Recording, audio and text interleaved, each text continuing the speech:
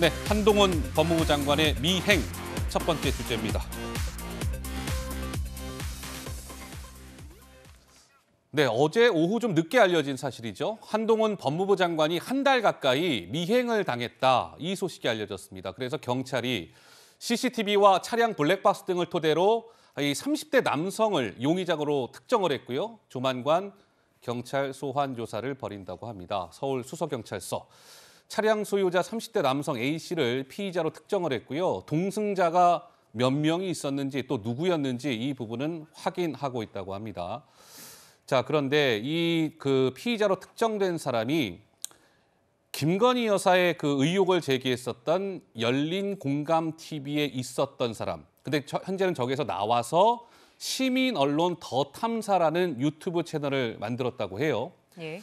자, 그래서 제보 내용과 한 장관의 거주지를 취재하고자 2번 정도 갔을 뿐 이렇게 해명을 하고 있다고 하는데 한번 보시죠. 더 탐사가 입장문을 이렇게 밝혔는데 얼마나 설득력이 있을까요? 함께 한번 봐주시죠. 최근 관련 제보를 받고 취재 중이다. 취재 대상은 공직자인 한동훈 장관이고 취재 기자가 추적한 차량 역시 관용차다. 취재 목적으로 제보 내용 사실 확인을 위해서 공직자의 동선을 파악하는 것은 기본 취재 과정이다. 우리 최병무 평론가 보시기에는 어떻습니까? 좀 설득력이 있습니까? 저 해명이? 이게 쟁점은 이제 결국 더 탐사 측이 주장하는 이제 취재냐 아니면 미행이냐, 뭐 스토킹이냐, 뭐 이제 요 사이인데 네. 이게 뭐 명확하게 어디 법률적이나 이런 데 규정이 돼 있지는 않습니다. 그런데 이제 예를 들어서 더 탐사 측이 아까 잠깐 얘기했듯이 자, 뭐 거주지를 확인하고 제보 내용을 확인하고 차 2번 정도 갔을 뿐이다라고 한다면 그러면 이제 저희도 기자 생활을 해봤으니까 알죠? 그 정도라면 저는 취재로 충분히 만약에 법정에 가서라도 인정을 받을 수 있을 거라고 생각을 하고 예. 그런데 한동훈 장관 측이 얘기하는 것처럼 정말 한 달여간 네. 과천청사부터 이제 강남구 도곡동에 집이 있지 않습니까? 거기까지 또는 다른 그날의 마지막 일정이 있을 때부터 귀가 때까지 이렇게 해서 거의 한 달여간 거의 매일같이 만약에 차량을 쫓아다녔다. 예. 관용차를. 이렇게 얘기하면 그거는 우리가 얘기하는 일반적인 취재라는 거의 상식을 훨씬 뛰어넘는 얘기거든요. 그렇게 되면 스토킹의 가능성이 저는 개인적으로 높다고 봅니다. 네.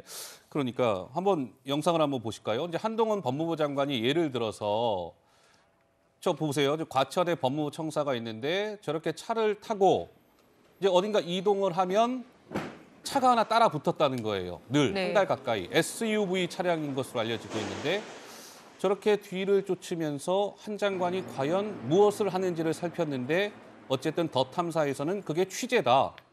지금 이렇게 주장을 하고 있는 것이죠. 경찰에서 좀 조사를 벌여봐야 되겠네요. 네, 한동훈 장관은 퇴근길 미행 등 스토킹 혐의로 경찰에 고소장을 접수한 상태입니다. 한 장관, 최근 국회에서 스토킹 범죄 관련해 또 이런 발언도 했습니다.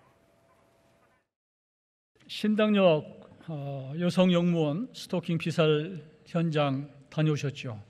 가해자의 인권 중심이 아닌 피해자 중심으로 해주실 것을 요청하는데 어떻습니까? 스토킹 범죄의 경우는 피해자가 꼭 여성에만 국한되는 것도 아니고 우리 국민 모두 당할 수 있는 보편적인 범죄입니다. 스토킹 범죄 근절에 대한 법무부 장관의 의지로 보면 되겠습니까? 신당역 사건 이전과 이후를 분명히 나눌 수 있다라고 나중에 말할 수 있도록 파격적인 조치를 준비해 보겠습니다. 네, 스토킹 범죄 여성뿐 아니라 국민 모두가 당할 수 있는 보편적 범죄다 이렇게 얘기를 했는데요. 이번 한 장관 사례에서 특이한 점도 있습니다. 아, 그래요? 예. 네, 퇴근길이나 퇴근 후에 국한해서 동향을 살폈다는 겁니다. 한 장관이 퇴근하고 귀가하는 거주지를 확인할 필요가 있었다는 거고 취재를 위해 거주지를 확인하는 게 일상적이다 이렇게 얘기를 했습니다. 공인인 법무부 장관에 대한 취재와 스토킹, 박상규 의원님, 이 둘 사이의 차이점을 어떻게 봐야 될까요? 더 탐사가 이제 언론으로서의 요건을 법적으로 갖추고 있느냐는 것도 이제 한 트랙에서 논의해봐야 될 점이지만 네. 제가 볼 때 더 탐사가 의혹을 경찰 수사에 이르기 전에 꼭 밝혀야 될 게 무슨 취재였다. 네. 거주지를 취재를 할 필요가 있었다면 뭐 부동산 관련된 거냐 뭔가를 밝힌다면 납득이 더 빠를 것 같아요. 근데 그냥 취재 목적이었다 이렇게 얘기를 하는데 전직 언론인들이 관여돼 있습니다만 사실은 이게 유튜브 채널이지 않습니까? 예. 유튜브 채널을 폄훼하자는 것은 결코 아니고 어쨌든 언론사가 취재하는 거와는 다른 거예요. 그리고 제가 볼 때 여기서 중요한 부분은 수사 과정에서도 나오겠습니다만 자녀가 있잖아요. 네. 또 가족이 있는데 거주지를 그 아파트 단지 안에까지도 들어왔다는 주장이 있습니다. 이럴 경우에 느낄 어떤 그 한 장관 이외의 가족들의 어떤 두려움 같은 거 이런 것들은 충분히 스토킹성이 있다고도 볼 수 있거든요. 예. 따라서 더 탐사가 의혹을 씻기 위해서는 분명하게 무슨 취재를 하러 간 거다라고 그 내용을 대체적으로 밝혀준다면 의혹을 씻을 수 있지만 그냥 취재인데 집까지 좀 따라가서 봐야 되겠다라고만 한다면 의혹을 씻기가 지금 현 단계에서는 쉽지 않아 보입니다. 그러니까요. 더 탐사 쪽에서는 뭐 자막에도 나오고 있지만 뭔가 제보를 받았고 그 제보를 확인하기 위해서 한 장관의 퇴근 이후에 동향을 살폈다는 건데 글쎄요. 무슨 제보인지 이런 건 알 수 없습니다. 뭐 경찰 조사 이제 들어가니까 밝혀지지 않을까 싶고요. 그래서 경찰에서는 한동훈 장관을 향해서요. 스토킹 범죄 피해자 안전 조치를 단행을 했다고 합니다. 그래서 피해자 그리고 주거지 등 100m 이내에 접근을 금지시켰다고 하는데 장해찬 이사장 보시기에는 현직 장관을 향해서 이렇게 뭐 이 스토킹이다 아니다 뭐 이런 논란이 불거진 것 자체가 참 되게 이례적인 것 같고요. 어떻게 보십니까? 일단 그만큼 한동훈 장관이 뭐 진보 보수 여야를 막론해서 핫한 인물이다, 네. 뜨거운 인물이다라는 뜻이겠죠.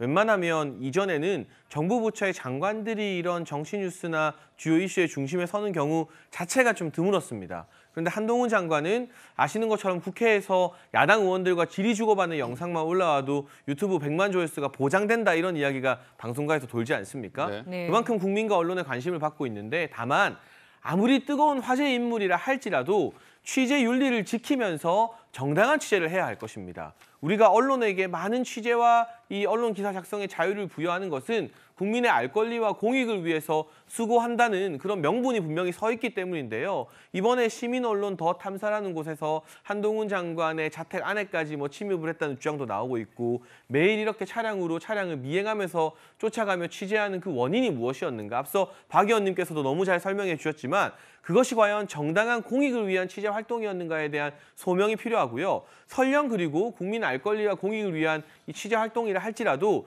개인의 자유나 인권을 침해할 자유까지도 주어지는 것은 아닙니다. 네. 지금같이 한 달 내내 차량을 무작정 쫓아다니는 행위는 한동훈 장관 개인의 인격을 굉장히 위협하는 행위로 볼 소지가 다분하기 때문에 공익적 목적이 있는지도 의심스럽지만 네. 그 목적성을 여하를 막론하고 인권을 침해하는 방식의 취재라면 이 언론사 내부에서도 자정작용이 있어야 되는데 아시다시피 시민언론 더 탐사는 뭐 규모를 갖춘 법적 요건을 갖춘 언론사인지도 좀 의문스러운 상태이기 때문에 그러한 어떤 내부 자정작용이 일어날지 그 부분이 좀 의문스러운 부분입니다. 네, 방금 말씀하신 것 중에 자택 안까지는 들어가지 않은 것으로 알려져 있고요. 단지 안, 아파트 단지 네, 안. 아파트 단지 안으로 단지 안. 예, 그렇게 네. 진입한 것으로 알려져 있습니다. 네.